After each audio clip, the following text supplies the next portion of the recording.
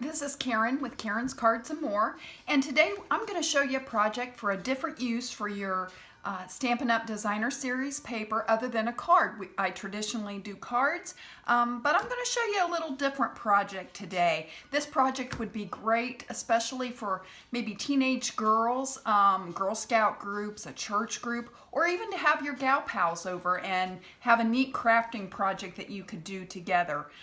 Before I get into it, I want to show you a little bit about something that's really cool with Stampin' Up. You have your Designer Series paper, and I'm going to show you the current catalog, which is getting ready to end, and we're getting ready to have a new catalog. But for any Designer Series paper, and I just turned to this page to show you, there's always a list of the coordinating cardstock. So if you're planning a project and you have this Designer Series paper, it tells you right here what colors match so you can coordinate your inks and your cardstocks, and it makes just everything really easy to do. And today's project, you can do it as elegant or as simple as you want to go. Let me show you what I'm talking about.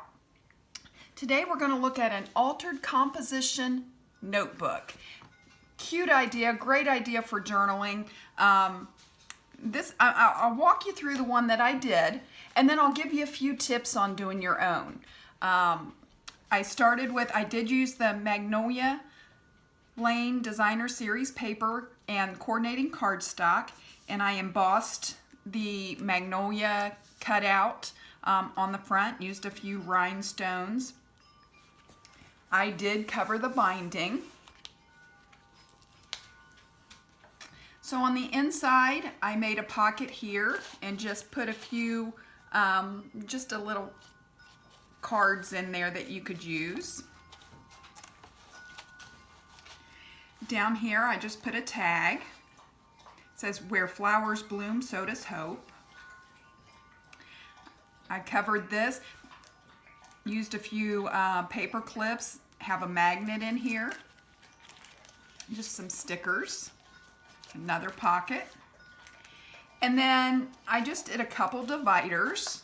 So I used part of the Designer Series paper, part of the cardstock, covered it on front and back. I have a ribbon on mine, so it could be used as a bookmark. So if you're journaling and you want to mark where you left off, I have the place marker with the ribbon. Another divider.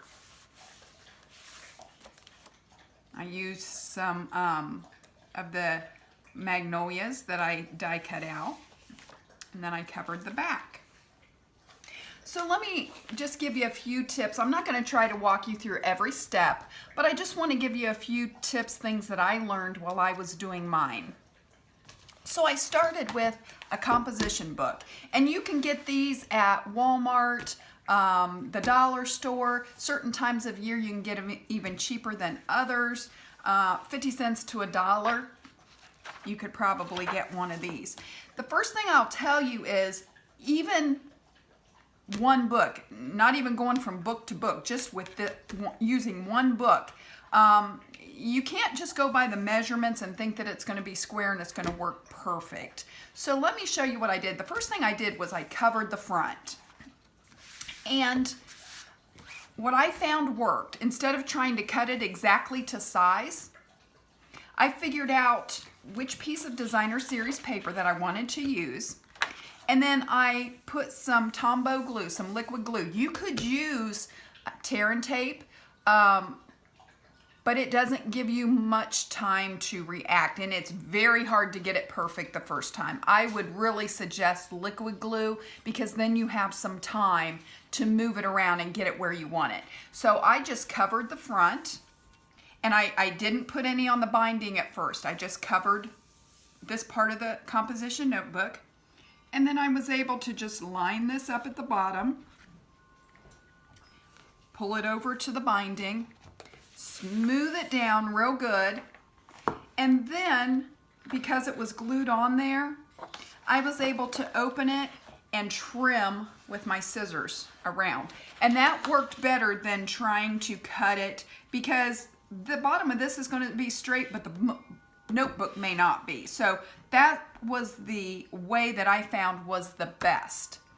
So I picked my front and I glued it on, and then I turned it over and I put my back on the same way as I did the front. Same technique. Put the liquid glue, slid it on there, trimmed around. Same process. Okay? Then I took my ribbon and I put some glue right along this edge, and I put that ribbon just like that and pressed it down. Then I just figured out how long I wanted my piece to be, cut it off, and there I had my bookmark. For the binding, you could leave the binding just the black, but because I wanted to do that with the ribbon, I knew I had to cover the binding. If I wasn't going to put the ribbon placeholder in there, I wouldn't have covered the binding. So it's just up to you, whatever you want to do. You could use a decorative tape on there. You could use ribbon to cover that. You could leave it the black. But what I did, what I found was easiest is I just cut me a strip and I put glue on one side. And I just glued one side down at first. Now remember, I already have this paper on here. So I just glued one down, got it glued, gave it a minute to dry so that that was set. Then I put glue down this and folded it over and let that dry for just a second. Then I glued this and flipped this over and then just trimmed the excess off. And that worked pretty good for me. Okay, so then I covered the insides using the same process that I did with the front. I put the glue on, put the paper on, trimmed around. And then for this page, if you'll notice in here, I just wanted the triangular look. I just liked that and I wanted to do that. And I don't know if you can tell, but I used the Magnolia stamp and created my own background there. This I used the faux chalking technique on there. This is just designer series paper. So, and this is just cardstock I made my little pocket out of. All I did is figured out what size I wanted this to be. Added a 1/2 inch to the side, a 1/4 inch to the height, and then I scored a 1/4 inch. Was able to fold that in, and I attached this with the tear and tape just to make it stick. You could have used liquid glue as well. The same process with these. I figured out what size I wanted it to be, added a full 1/2 inch so I could have a 1/4 inch on each side, added a 1/4 inch to the height, scored 1/4 inch on 3 sides, and was able to do my little pockets. So for this, all I did was folded this down like this, and I totally creased it, and then glued my papers on, trimmed it, the same process. Now what you could do, I didn't do on this, but an idea, what you could do is you could fold this one this way, fold this next piece backwards, glue your papers or your decorative papers on, and then you would have a pocket in here. That's another idea if you wanted a pocket. So, and then I just put 2 dividers. You could obviously put more, just figure out how many pages. You could stamp on some of your pages. It's really up to you. It's your book. Create what you want. What I did for the dividers, I put 2 pieces of paper in between to give it a little stability. Rather than just one, it would have been too flimsy. So I have 2 sheets of the notebook paper in between. And I just used the Delightful Tag Topper, cut 2 pieces. So I glued one on each side of the 2 sheets of paper and glued them together, and that's how I came up with my divider. You could cut little rectangles, you could cut half circles, whatever you wanted. I like the scallop look of that and the little pearls.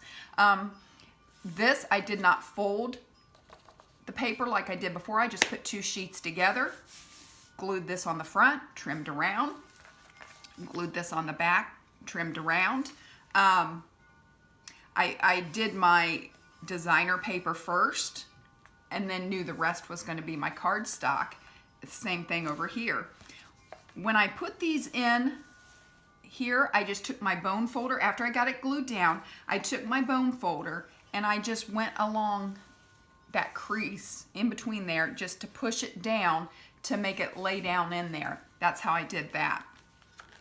Same thing here. Okay? And then I just covered the back. So it is a little time consuming, planning out everything that you want to do and figuring out what colors you want on which page and everything like that. But very neat, especially for someone who loves to journal. This just gives them a really special book to write in. You could put whatever you want in the pockets. I just did a mixture of things. A real fun project, maybe a good Saturday morning project during this time when we're staying at home. I hope you'll try it. I hope you'll expand your creativity instead of just cards. Go into something like this. If you like this project and you want to see more, please subscribe to my channel, hit the notification bell, and you'll be notified every time that I do a video. If you need any designer series paper or any Stampin' Up! Products, please check out my website. I'll have the link in the description below, as well as a link to my Facebook group, Karen's Cards and More. And I hope to craft with you again.